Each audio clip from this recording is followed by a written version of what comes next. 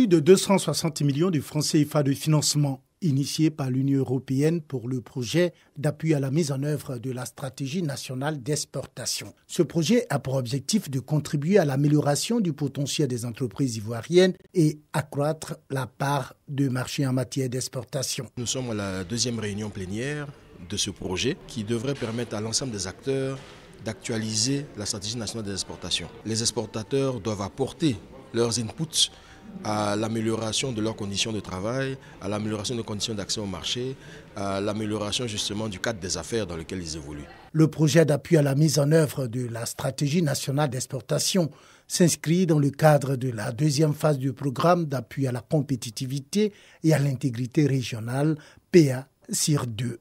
Ce programme vise à agir sur les principaux leviers qui freinent la compétitivité des entreprises ivoiriennes et leur capacité à se développer au niveau régional et international. Le ministre Diarra-Souba Suleiman prévoit un appui direct au CNE pour une mise en œuvre efficace de la stratégie nationale d'exportation de la Côte d'Ivoire.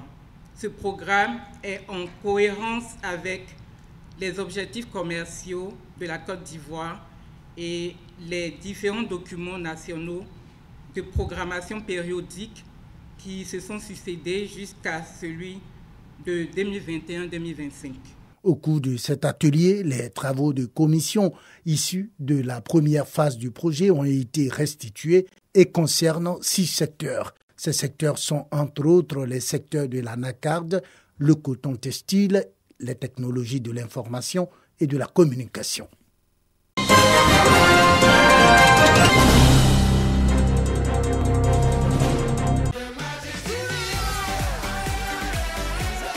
Le moment est plus que solennel. Après plus de 15 ans d'exercice dans l'humanitaire, l'ONG Cœur d'Or s'érige en fondation et porte le nom de l'initiatrice Tapé Drepeba Juliette.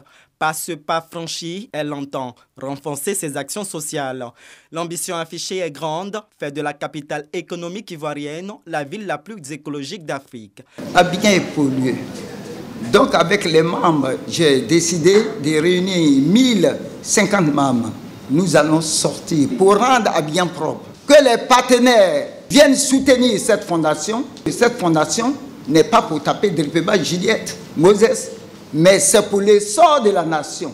Pour atteindre les objectifs fixés, la fondation peut compter sur ses bénévoles. Abidjan, Cité Verte, nous y croyons et nous sommes là pour ça. Vu que nous sommes des gens de terrain, nous serons prêts à rendre Abidjan propre. Les populations apprécient l'initiative. Et ce qu'elle fait, ça permet à la Côte d'Ivoire de ne pas attendre de l'extérieur des dons, des cadeaux.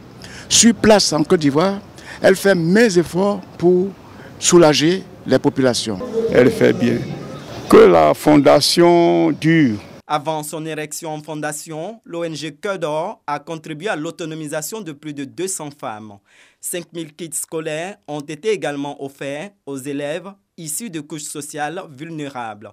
Dès les prochaines semaines, les agents terrains de la fondation investiront les différentes communes d'Abidjan pour sensibiliser à la préservation de l'environnement.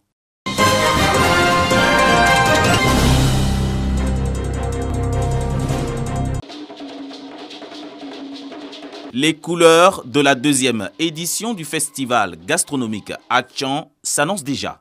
Du 19 au 20 août 2022, Riviera Anono, dans la commune de Cocody, abritera le rendez-vous culinaire en pays ébrié. Cet événement met en lumière toute la diversité et le savoir-faire gastronomique du peuple Atchan. Le traditionnel foufou, l'attiéké, le bito fait à base de pâte de manioc sont entre autres les mets qui seront soumis aux papilles des visiteurs. À cela s'ajoutent des innovations. Cette deuxième édition, nous avons un panel dans le programme qui parle de l'autonomisation de la femme ébriée, de la femme Atchan.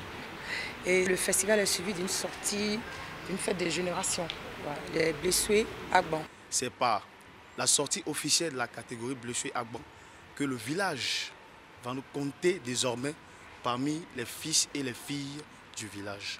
La chefferie d'Anono ne cache pas sa fierté d'accueillir ce festival. Nous apprécions à sa juste valeur cet événement-là, qui vient montrer au monde entier que le peuple ébrié a de la culture, à de la civilisation, à de l'histoire qu'elle doit faire connaître, qu'elle doit faire découvrir au monde.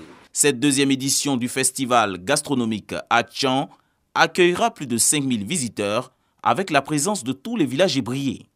Les festivités se dérouleront autour du thème « La gastronomie Atchan, facteur de paix et de cohésion nationale ».